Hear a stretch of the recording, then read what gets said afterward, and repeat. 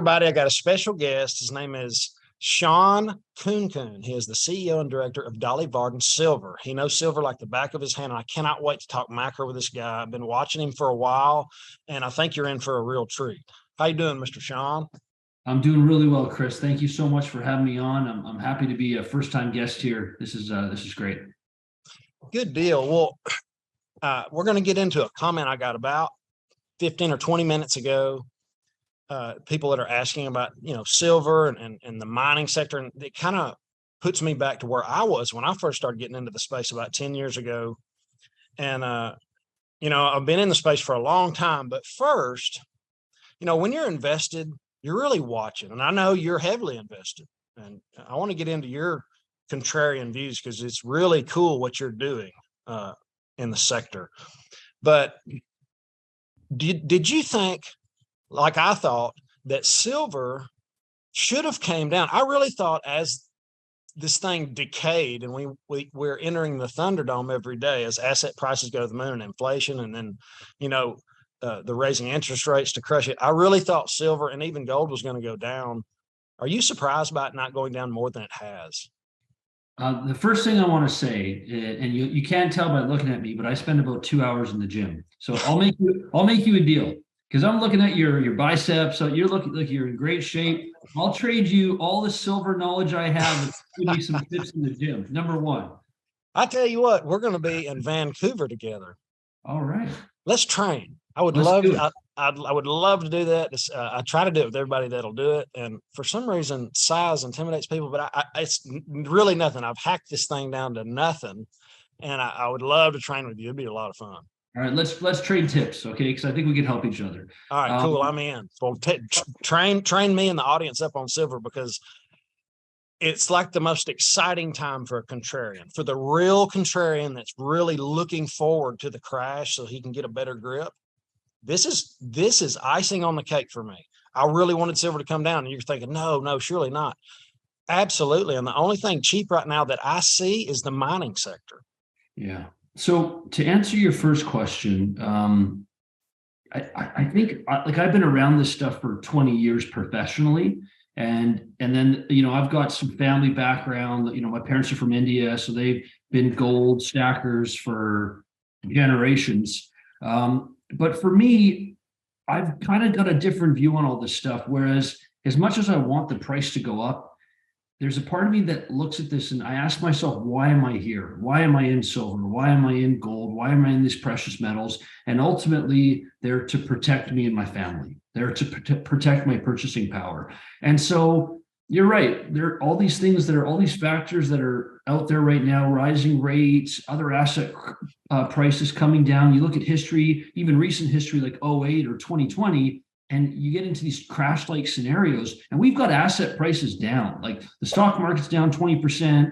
You've got some of these speculative asset classes, whether it's crypto or tech or some of these wellness equities that are all down 90%. You got to say, hey, you know what? The metals have hung in there all right. But on the flip side, silver has not taken out its $50 high. So the fact that it's still down here at less than half the price of the all-time high, and this has been a very, very interesting year where, if you go back actually to January 2021, it's $30 silver. And then all throughout the first half of this year, silver's hanging in, 25 plus. And, it just goes back to what I think is gold is the big market. Okay. And this goes back to why I'm here. I've been a gold bug for a long time. And I'm here in silver because it outperforms. But, just to bring this down to the simplest form, when gold breaks out, silver is going to go parabolic.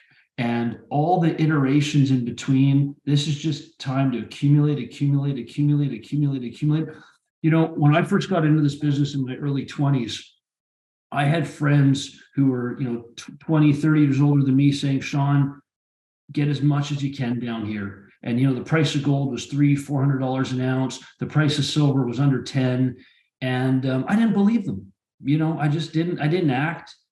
Maybe I didn't act because I didn't have the money. I was a 20-something-year-old. But But now, after going through a big move in silver in the 2000s, the reason I got behind Dolly Varden and the reason I've been stacking silver is I told myself the next time I think the metals are going to go, I need to get as much exposure to silver as possible. And so I hope that answers your question.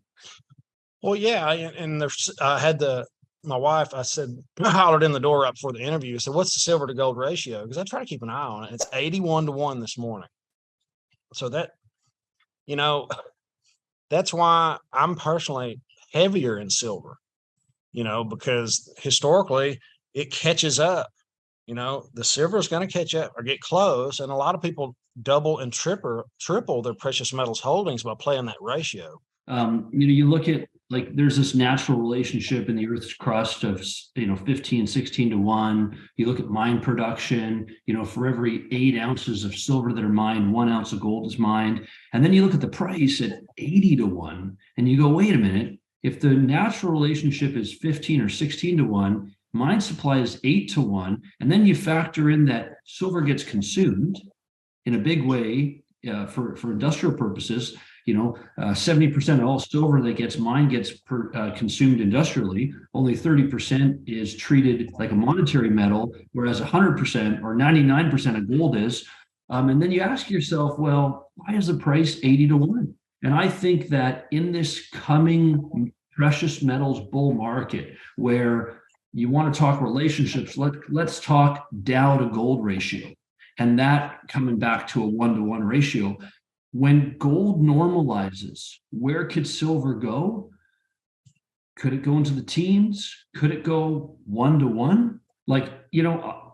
For me, in the last cycle, in the 2000s, I would trade silver. So when it would get up to like 70, 75-1, I'd go heavier in silver. And then when it come closer to 35 or 40, I'd play that rotation back into gold. But I remember March of 2020, when it got to 125-1, it's never got there in history. So now silver is still cheap, and it's time to keep accumulating. I'd like to discuss why and how they're keeping the price suppressed, because it is aggravating to know all the stats about the mining sector and everything. It's like how it's coming out of the ground, 8-1, and know that, my wife sells for Miles Franklin, and the retail investors, the first time retail investors that are buying every single day is unbelievable. I mean, people are already they're moving out of fiat currency into precious metals. I know you're a stacker, and there's a lot of people that are waking up, and they make that one purchase and get a little bit, and then it's like they feel it, and I got a piece here. It just feels different. But how do you believe they're doing it? I know we can talk about them spoofing the market and stuff like that if you'd like, but I'm sure you got a grip on it. Sometimes I forget you've got some viewers that are young people. You've got some viewers that maybe haven't been around this stuff. So just to really go look at it in a very simple way, like hedging was a great invention. If I was an airline and I wanted to, and I know I'm consuming jet fuel, I would buy jet fuel for the future, right? So hedging was a great invention, but where it's been abused is right now. I think it's for every 250 silver, for every 1 silver ounce that's mined, there are 243 silver ounces that are traded. Ooh. And so when you ask, how do they keep the price down? Well, 1 to 243 doesn't sound bad, but when you add a couple of zeros to it, we're talking, 2.4 billion or even 243 million versus 1 million. And you think of the leverage that you can use. That's how so you've got the real physical product, and then you've got this digital price that's quoted, or the paper market. And it's how, like, I remember March of 2020, the digital price or the paper price got sold down to under $12 an ounce. So I thought, great, I'm going to go get some physical silver. The lowest price I could get it for was $18 an ounce. So I think the real, the real evidence that there is something rotten in the state of Denmark, or there's something that's afoul here, is the fact that you've got record high premiums. And so, I think what you're going to see at some point in the future is you'll have the physical market really lead, and the digital paper market will catch up. And I think, for anybody out there just playing digital silver or paper silver, you run the risk of not getting your metal. You run the risk of being settled in fiat currency.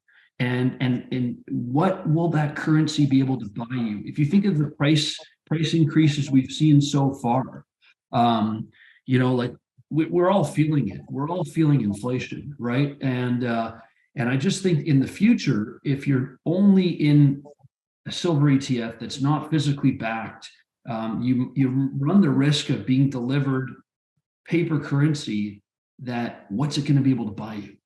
Essentially, silver is the perfect money.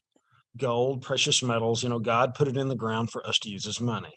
And then man comes along and creates a derivative of that money. So it's perfect money manipulated by man. And they sell these paper contracts that they don't have. And one day that's going to be found out. That's going to come to an end one day. And a lot of people on here are so discouraged. The masses have been talked out of owning precious metals.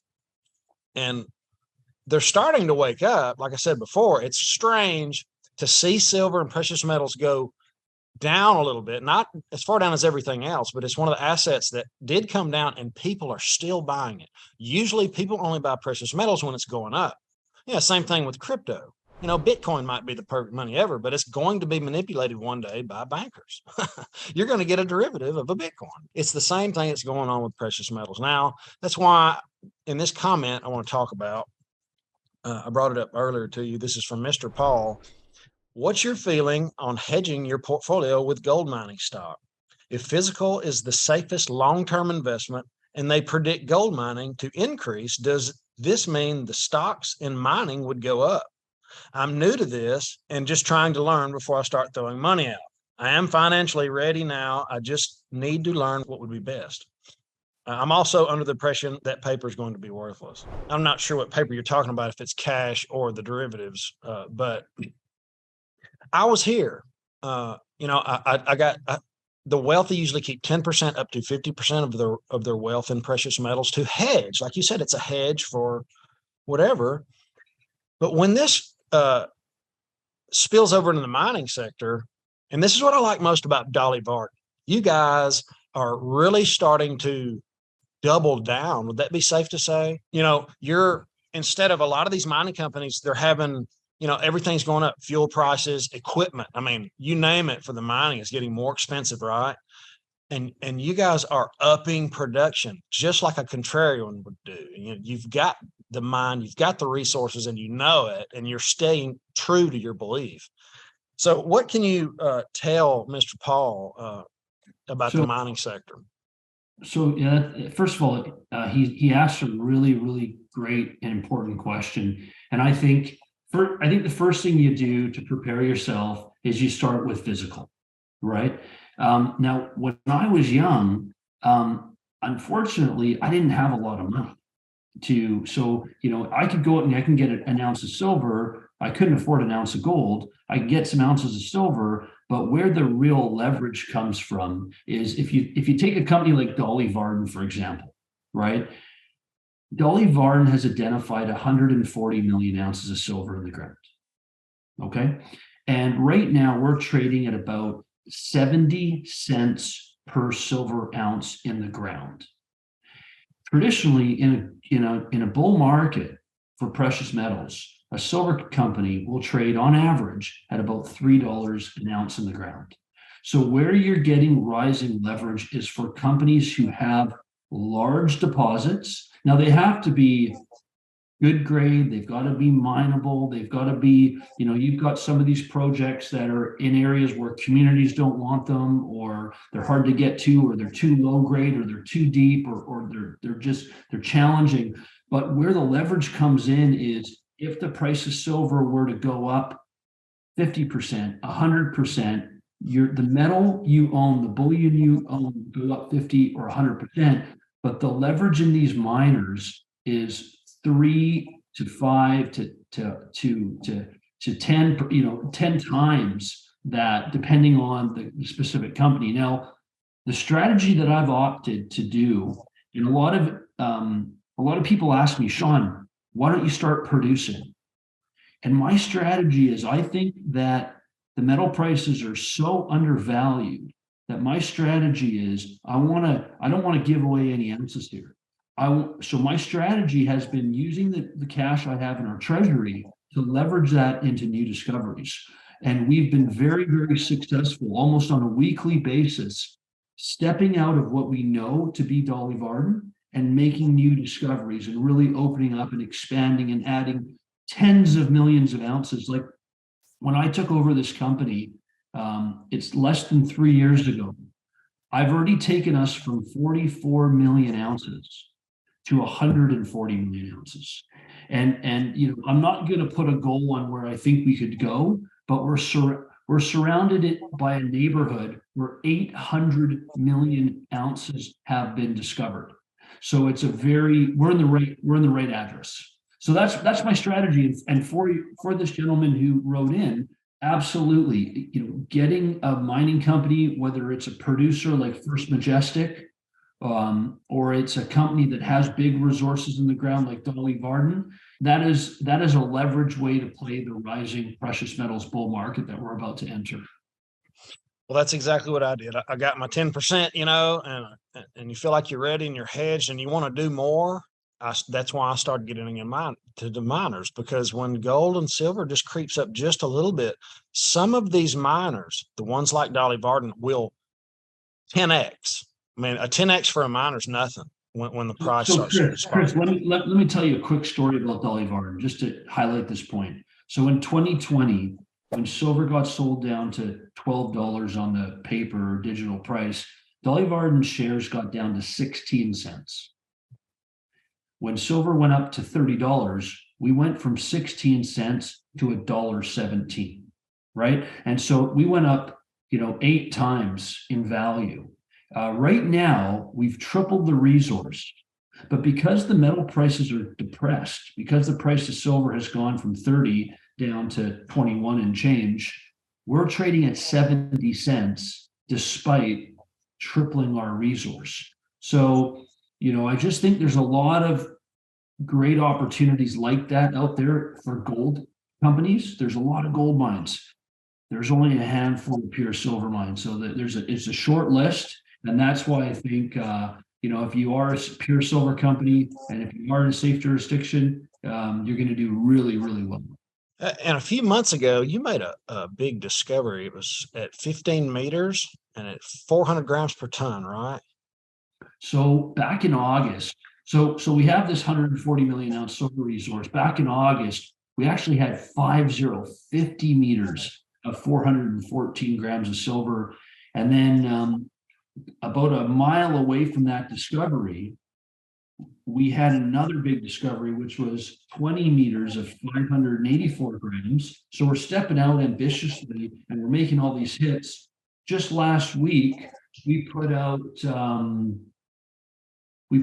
about 1,000 grams per ton over 3.5 meters on a 200 meter step out. We had another hit down 400 meters. So we're ambitiously stepping out and we're hitting. And just today, we just released some numbers today. Like if we talk about dollars per ton, right? Because for a lot of new investors, they look at this stuff and they go, what does this mean, right?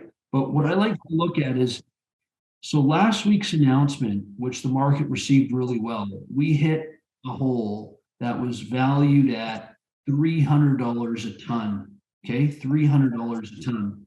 Today's results are valued at $5,800 a ton. So, and we're not only hitting silver, we hit a lot of gold in today's drill intercept. So it's a reason why a lot of our peers, with the silver price going down, they're down, like the silver price is down. But despite silver being down, Dolly's actually going in the other direction. Why? Because we keep identifying more mineral inventory. If we keep stacking silver in the ground, no matter what the price does, the value of the company goes up. When the market finally does turn, we'll get valued on all those ounces and we'll really outperform our peers. And that's two of the most important things. Is it's not a mile deep. Some of these mining companies I look at, they've got a big a chunk of silver in the ground, and there's no doubt about it. But it's a mile in the ground, half a mile in the ground. It's almost unminable. Chris, I wanted to say something, because when you asked about the gentleman that wrote in there, I wanted to say, mining's a tricky business. Like, it is a tough business. You need everything. You need to check every box. You need to have community support. You need to have the government support. You need to have something very simple in science, which is a metallurgy. You need to be able to get the silver out of the rock, remove it from the rock, and have good recoveries and have good economics. It's so complicated. Thank God I work with some brilliant scientists, engineers, geologists. But my point here is, the way I would play it for anybody looking to get exposure, start with physical. You can own a silver ETF like SILJ. So it'll be a basket of the best in breed silver companies, and you'll do really well in a rising price environment. So that's a nice, safe, conservative way. If you want to start going for growth, if you're looking for torque, right? And I think this is a once in a generation, once in a lifetime type of move we're walking into. And if you that's where you go for companies that are aggressive, and you go for companies that are successful and that are hitting. And I think Dolly, in the world of silver companies that are publicly traded, I think we are with a very short list of maybe 10 other peers. And I think what we've got is so special. I would point to a company that owns 10% of us, Hecla Mining. Hecla's done a great job in the last 2 or 3 years. They're one of the best growing silver companies. They're New York Stock Exchange listed. They're about a $3 billion company, but they've got a lot of domestic silver production. So Hecla's a company that I would really strongly endorse to your audience. And Hecla's a 10% shareholder of Dolly Varden, because every day they go out to work, they're depleting their mineral inventory. And so they're looking at companies like Dolly for their next pipeline project. You've also got 11% from Sprott, which I always like to watch. Eric Sprott, I've been investing around him for the last 10 years or 8 years. 45% institutional and only 8% retail. So this is one of those opportunities that it's in a safe jurisdiction. We're talking about Canada. We're not talking about some, third world country. And they've got a lot of metal, and they just discovered more. And this is the news that's coming out. When this video releases, this is the news on the stock that you should probably take a look at. I'll put all of this in the description. I'll pin it in the comments, and I'll even put a phone number on the screen, and I'll put it in the description as well. You still have a phone number for people to call in and kind of talk to them? Absolutely. And I love talking to investors, even if they don't want to talk about Dolly Varden, they just want to talk about silver. They want to talk about other mining companies. I am truly passionate about what we're doing here, protecting ourselves. So yeah, we'll give you a number. We're active on social media. We've got a great website with information, and we'll have all that for you. That's great, man. I cannot wait to see the price of silver, because I think it's going to spike, and then there's no telling. It's going to be some type of, you got people that'll buy dog coin that's absolutely nothing, just more fiat. And when silver starts to move, people are going to buy the thing that's going up. That's why what you said in the beginning of the video is it could be a 1-to-1. It could be literally the poor man's gold. It could be silver to 1 ounce of gold. that very well could happen in this environment. And if that happens, the miners are going to go, well, that doesn't even have to happen. They could just move this much and the miners go ballistic. So guys, thank you for coming on, Sean. Everybody check out Dolly Varden. Like I said, it'll be in the description, and that's it, man. I'm so thankful you came on. I'm so grateful for you having me on, and I'm going to hold you to that workout in Vancouver. Can't wait. I'm pumped. All right. All right, guys, have an awesome day. We'll see you in the next one. Later.